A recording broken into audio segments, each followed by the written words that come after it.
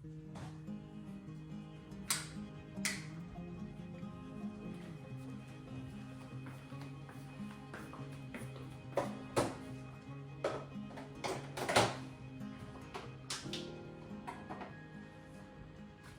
Morning, কেমন আছেন সকলে? আমার তো সকাল সকাল অনেক কাজ হয়ে যাওয়ার পর এখন চলে এসেছি আবার রান্নাঘরে। পিয়া কাজ করে চলে গেছে, সকালের চা খাওয়া হয়ে গেছে, এবার সকালের ব্রেকফাস্ট করব। আর ব্রেকফাস্টের সাথে সাথে আমার যে 6জন ছানাপোনা আছে তাদেরও খাবার দাবার বানাবো। এই যে এটা ছোলা ভিজিয়ে রেখেছিলাম কাল রাত্রে, আর রাঙা আলু সেদ্ধ করব। বাবুদের রাঙা আলু সেদ্ধ ভীষণ পছন্দ, আর ওটা ওদের ডায়েটে রাখাও ভীষণ ভালো। তার সাথে এটা আমি গতকাল করে রেখেছিলাম, এই যেমন ভুট্টা, ছোট ছোট ভুট্টা আমি কিনে আনি, সেই ছোট ভুট্টাগুলোকে সারা রাত ভিজিয়ে রাখি। সেই ভেজানো ভুট্টাটা আবার মোটামুটি 30 মিনিট সেদ্ধ করি। তার মধ্যে দু একটা ছোলাও দিই, আবার মুসুর ডাল, মুগ ডাল, ছোলার ডাল, অরহর ডাল, অল্প একটু চাল, সব কিছু একসাথে ভালো করে সেদ্ধ করে নিয়ে সেটা আবার জল দিয়ে ভালো করে ধুতে হয়। ধুয়ে নিয়ে তারপর তাদের খেতে দিতে হয়।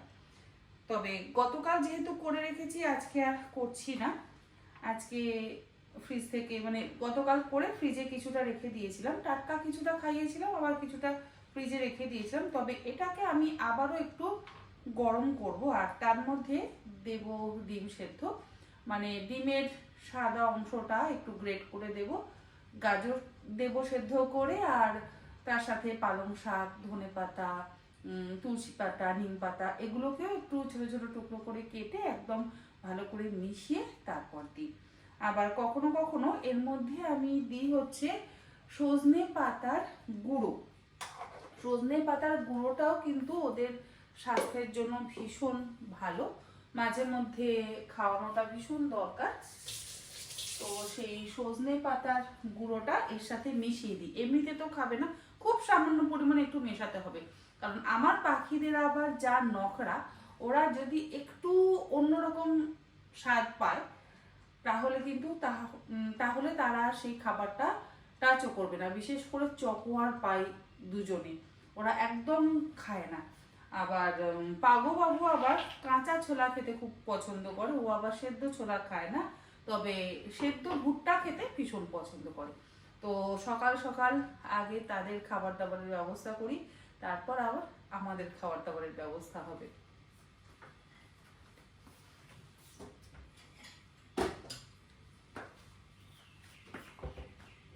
হ্যাঁ, এর সাথে আপেল, পেয়ারা এগুলো তো আছেই। আমার যে ককাটেল পাখিগুলো আছে ওরা আবার একদম ফল খায় না। ছোট ছোট করে যদি পেয়ারা বা আপেল কেটে দিই তাও খায় না, আমি দেখেছি অনেক চেষ্টা করে।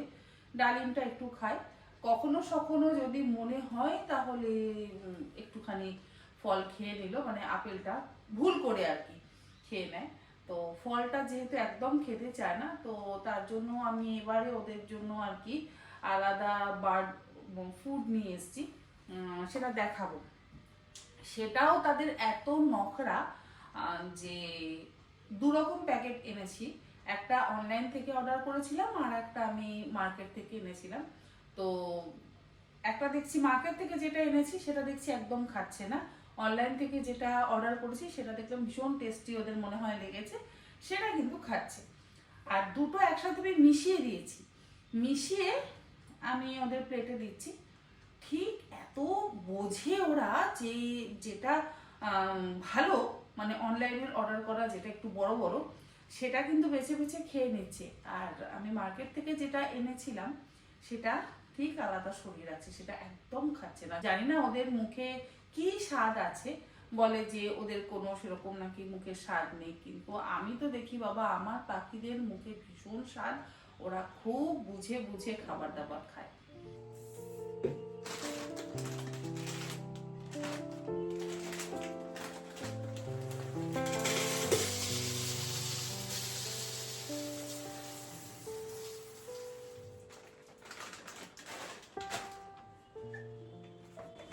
এটা হচ্ছে আমার পাগোবাবুদের দানা। এর মধ্যে আখরোটও থাকে, এর মধ্যে আমন্ড বাদামও থাকে, আবার শুকনো লঙ্কা থাকে, সানফ্লাওয়ার সিডস থাকে, বিভিন্ন রকম সিডস এটা। আর এই দানাটাও আবার পাগোবাবু খেতে ভীষণ পছন্দ করে। আর ককাটেলদের জন্য আবার আলাদা সিড মিক্স আনা হয়। বিভিন্ন রকম খাবার আমি ওদের জন্য আনি, তারপরে এগুলোকে আলাদা আলাদা করে ঢেলে রাখি। এটা এক্সট্রা রইল, এটাকে প্যাকেট করে রেখে দেবো। এগুলোর মধ্যে না আবার ভীষণ পোকা ধরে যায়, এগুলোর মধ্যে আবার ভীষণ পোকা ধরে যায়, সেই জন্য খুব ভালো করে এয়ার টাইট করে রাখতে হয়। আর পোকা যদি ধরে যায় ওরা কিন্তু বুঝতে পারে, ওরা সেটা খায় না।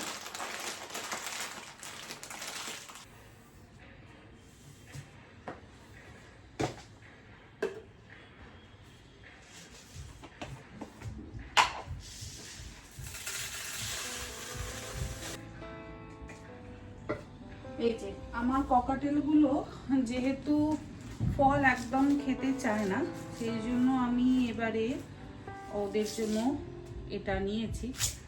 এটার নাম হচ্ছে পেলেট।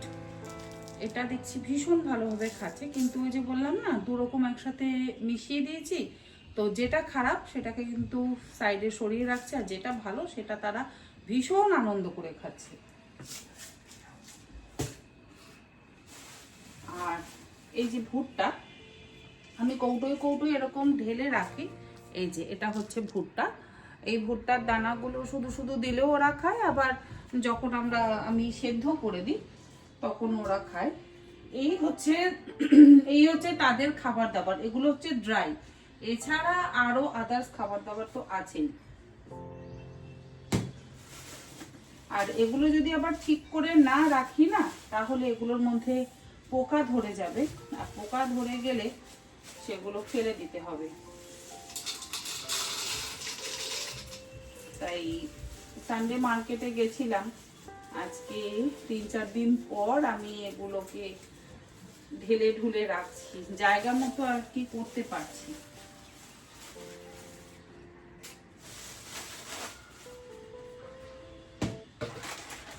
মার্কেট যাওয়া তো একটা কাজ, তারপর সেখান থেকে ফিরে এসে কেনাকাটি করে আনার পর সেগুলো ঠিক মতন গুছিয়ে গুছিয়ে রাখাটা হচ্ছে আর একটা বড় কাজ।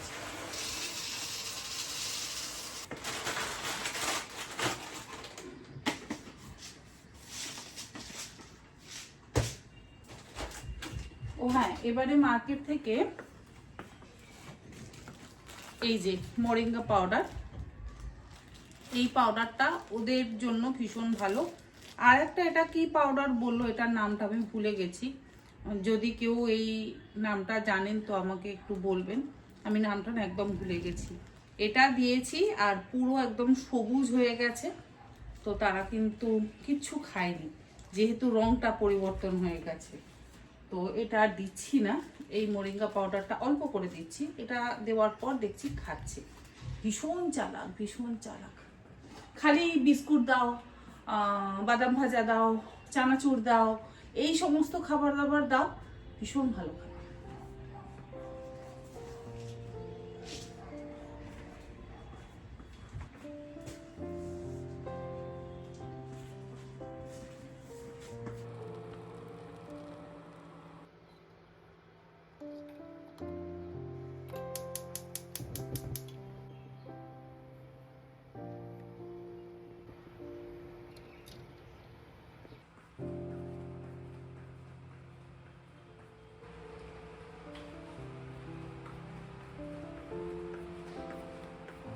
গতকাল ডিমের এই ট্রেটা এনেছিলাম, গতকাল আর কিছু করা হয়নি, আজকে এখন জায়গা মতো রাখছি।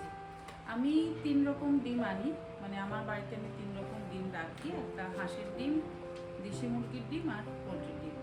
হাঁসের ডিম ডালনা করলে খাওয়া হয়, দেশি মুরগির ডিম সকালে ব্রেকফাস্টে ডিম সেদ্ধ খাওয়া হয়, আর যদি অমলেট খাই বা অন্য কোনো কিছু যেরকম আন্ডা ভুজি বা এই ধরনের কিছু যদি করা হয় তাহলে আবার পোলট্রির ডিমটা ব্যবহার করি।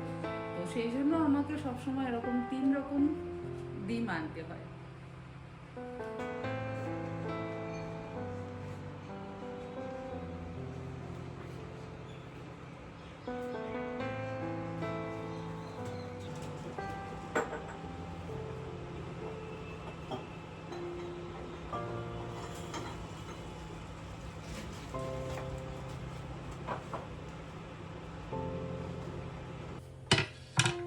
এই যে এখন তাদের খাবার দাবার রেডি হবে।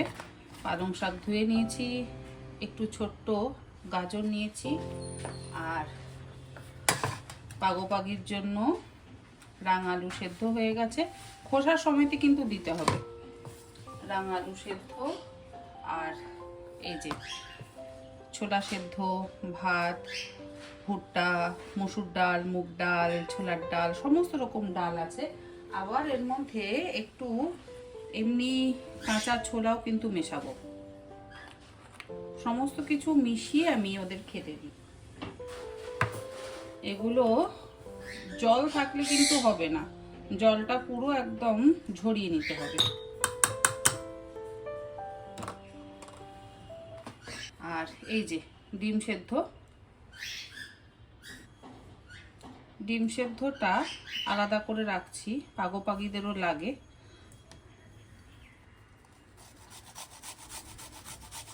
গাজরটা এইভাবে না আমি গ্রেট করে দিলে সুন্দর খাবে, যদি বড় বড় করে কেটে দিই তাহলে আবার খাবে না। অনেক নাটক, অনেক নখরা আছে। এর মধ্যে ডিমটা মিশিয়ে দিলাম, না হলে কিন্তু ডিম খায় না। এই যে এইটুকু দিচ্ছি সজনে পাতার গুঁড়ো, খুব অল্প।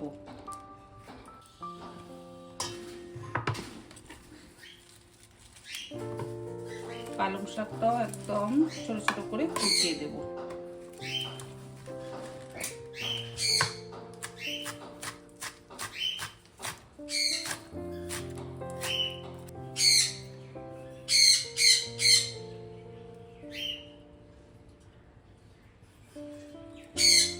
দু ঘন্টা রাখি আমি এই খাবারটা খাঁচার মধ্যে।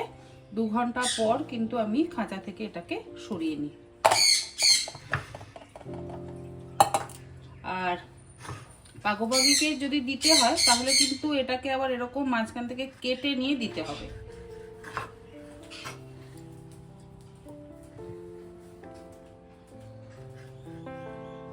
আগে রাঙা আলুটা দেব, রাঙা আলু খাওয়া শেষ হলে তারপর আমি ওই আপেলটা দেব। তা না হলে আপেল যদি একবার পেয়ে যায় না, তাহলে আবার এগুলো খাবে না।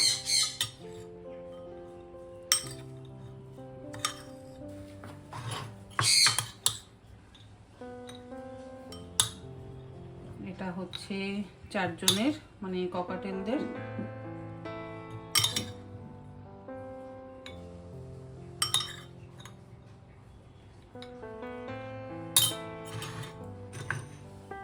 আর এটা হচ্ছে পাগোপাগিদের।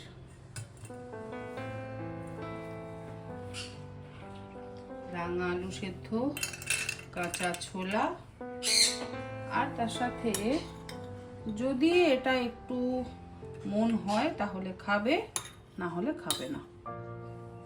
মানে বাটি উল্টে ফেলে দেবো আর কি, জাস্ট বাটিটা ধরবো, উল্টে ফেলে দেবো। এসব কি দিয়েছো, আজে বাজে খাবার, এরকম বক্তব্য। বলতে না পারলে কি হবে, আমাকে বুঝিয়ে দেবে।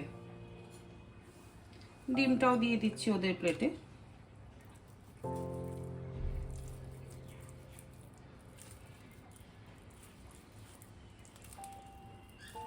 প্রোটিনটা তো ভীষণ দরকার, তাই এইভাবে ডিমটা আমি আলাদা করে দিয়ে দিলাম। চকো আর পাই একদম ডিম খেতে চায় না, মিশিয়ে না দিলে আবার খাবে না।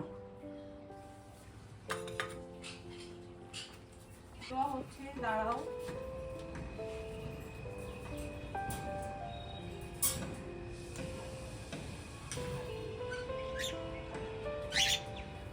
এই জন্য রাগ করে না, রাগ করে না।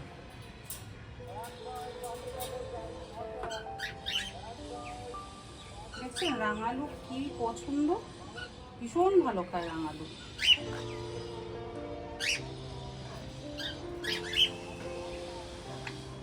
কি হলো, তুমি ওদিকে গিয়ে খাও।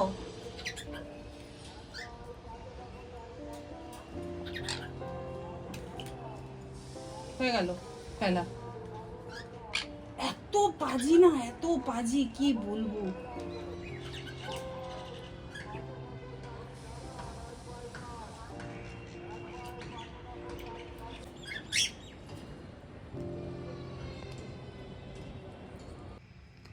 সপ্তাহে একদিন ডিপ ক্লিনটা করা ভীষণভাবে জরুরি।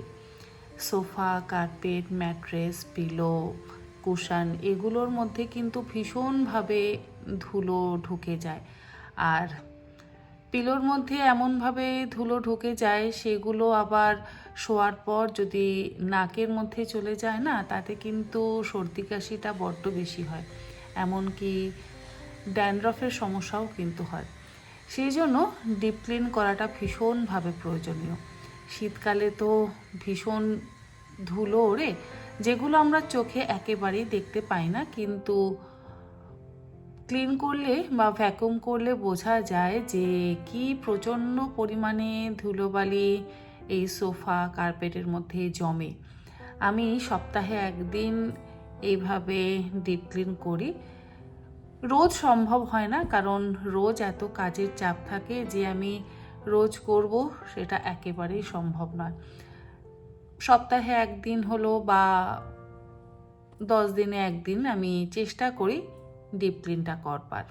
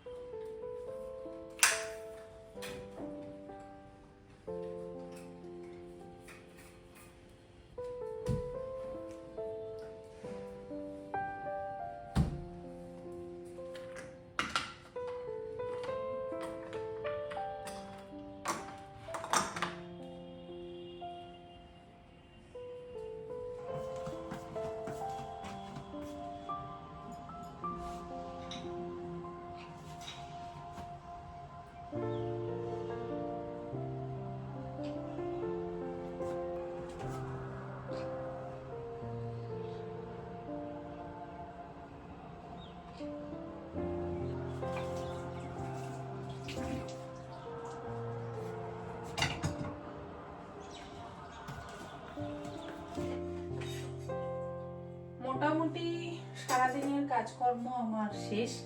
সেই সকাল 5টা থেকে চলছে, এখন বাজে 6:30,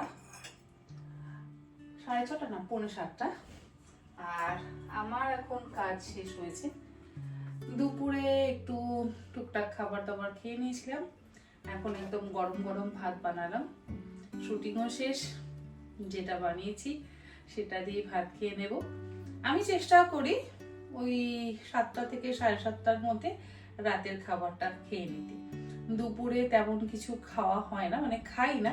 আমি টুকটাক ওই স্যালাড বা একটু ফল এই ধরনের খাবার দাবার খেয়ে দুপুরটা কাটিয়ে ফেলি, আর বা চিকেন সেদ্ধ এই ধরনের খাবার দাবার খেয়ে নিই।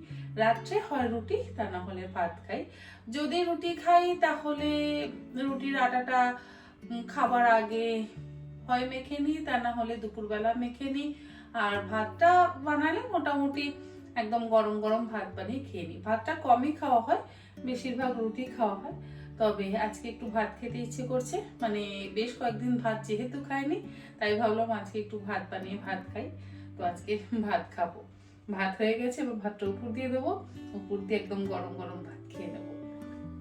এই হচ্ছে আমার সারা দিনের দিনলিপি। মানে সেই সকাল 5টা থেকে চলতে থাকে, রাত্রি 12টা পর্যন্ত আমার কাজের শেষ নেই। আর কাজ করতেও ভালো লাগে। মাঝে মধ্যে অবশ্য বসে একটু বিশ্রাম নিয়ে নিই, বিশ্রাম নেওয়ার পর আবার কাজ করতে থাকি। এইভাবে চালাই একা একা সারাটা দিন।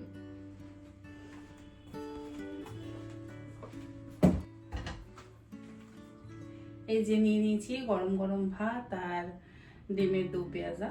আজকে আর আমার রুটি খেতে যেহেতু ইচ্ছে করছে না, তাই রুটি খেলাম না। জানি না ছেলে কি খাবে, ছেলে যদি রুটি খেতে চায় তাহলে আবার ওকে রুটি বানিয়ে দেবো।